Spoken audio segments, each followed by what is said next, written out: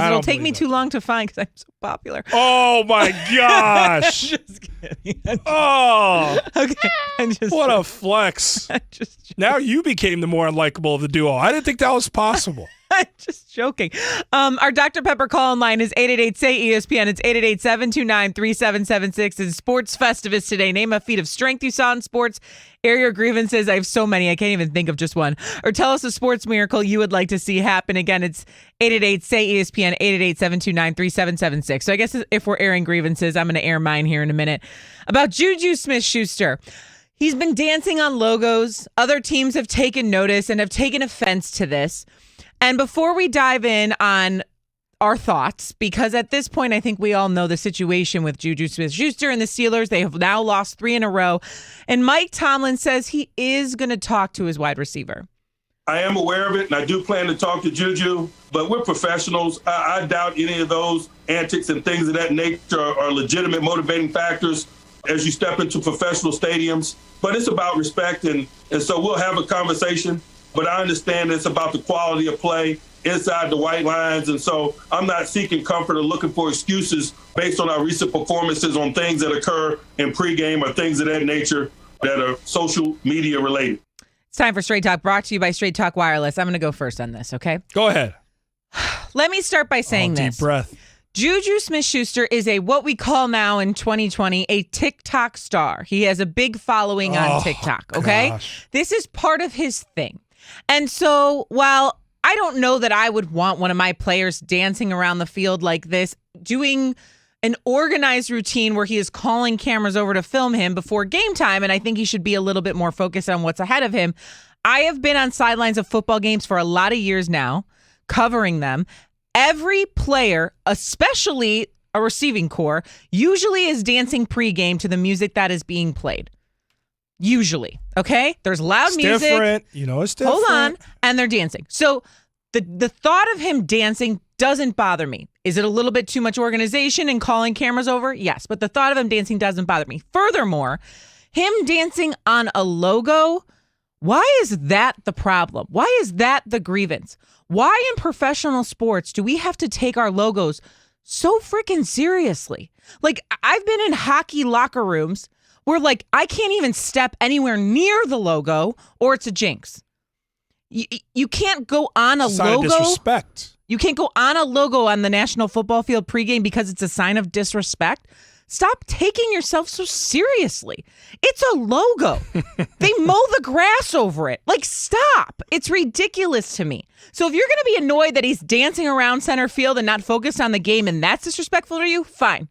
That's totally fine. But if you're mad that he's in the end zone or he's dancing midfield on your logo, please, you've got bigger fish to fry. Hey, all I'm saying is if you don't want a receiver dancing all up in the videos, don't come to Pittsburgh because it's clearly allowed there.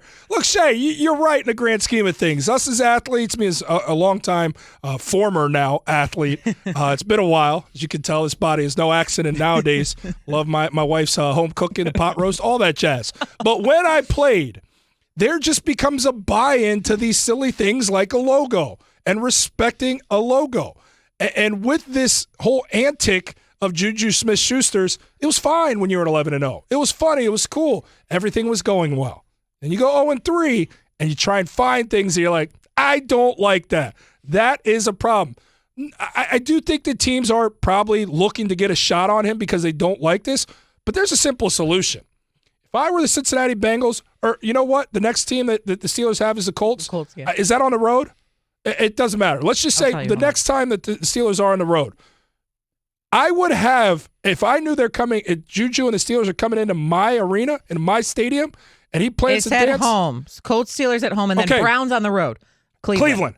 So you know what I do? When they come into Cleveland and Juju's still doing this whole TikTok dancing thing, I say, hey, Miles Garrett, get the rest of our defensive line, grab the rest of our offensive line, and when Juju Smith-Schuster comes out there and Chase Claypool's got the camera to record him do a TikTok dance, be posted up in a circle on your logo at midfield and say, not today.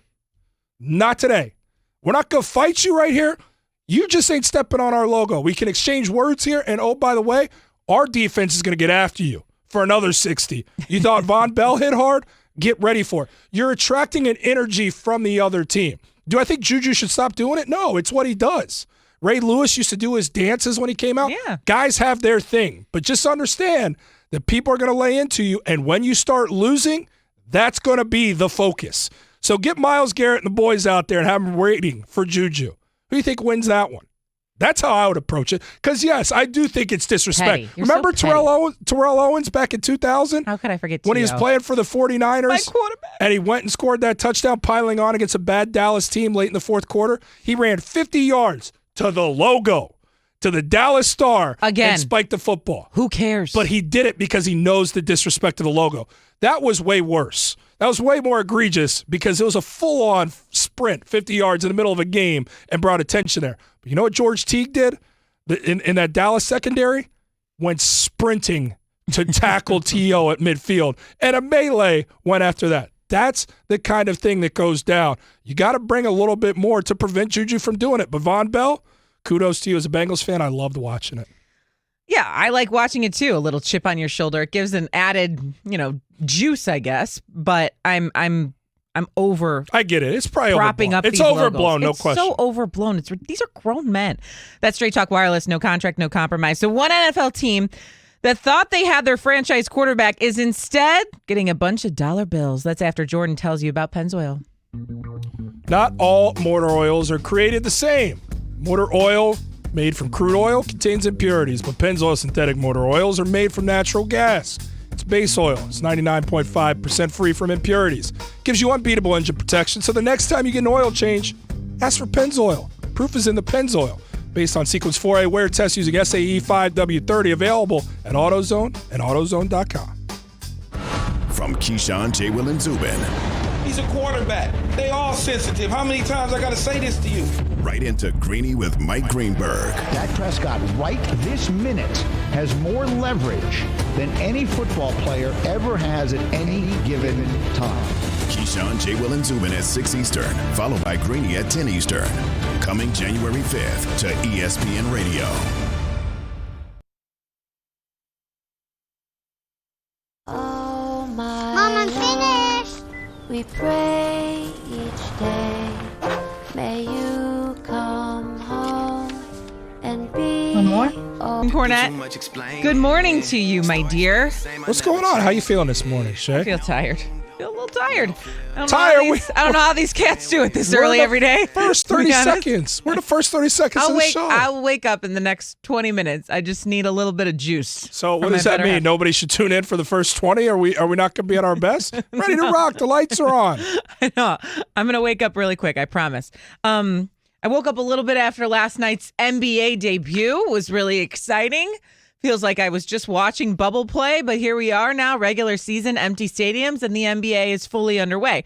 Again, this is Keyshawn, J. Will, Zubin. We're presented by Progressive Insurance, and all guests appear via the Shell Pennzoil Performance Line. So last night, I think the biggest story was the Brooklyn Nets and how impressive they looked. Kyrie Irving had 26 points. He had 24 in the first half. Kevin Durant, 22 points in 25 minutes. It was his first game since June of 2019, and that was Game 5 of the NBA Finals. I just think back to that time where we were watching that game of the NBA Finals. We were in Turks and Caicos on our honeymoon. Yeah. Crazy. Wow. Has life changed since then? So, yeah, that's when that was. That's wild. Isn't that that's the last time we saw Kevin Durant play up until last night. And so the Brooklyn Nets best the Golden State Warriors 125-99. And you come away from that game thinking, okay, the Brooklyn Nets are good. They're really good. In fact, here's Tim Legler after the game on how good the Brooklyn Nets actually are. With Kevin Durant on your roster and he's 100% healthy the way he looked tonight, this team immediately gets thrust into a contender status, not just for the Eastern Conference, but potentially to win the whole thing. They've got that much talent. They've got that much depth.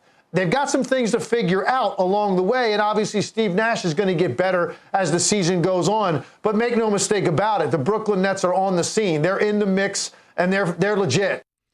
Okay, and so what do you take away from what Legs just said? I agree with everything he's saying, and I'll do him one better is this is the team to beat in the East. They're not one that's announced himself as contenders. It's the Nets East for the taking. Call it a knee-jerk reaction if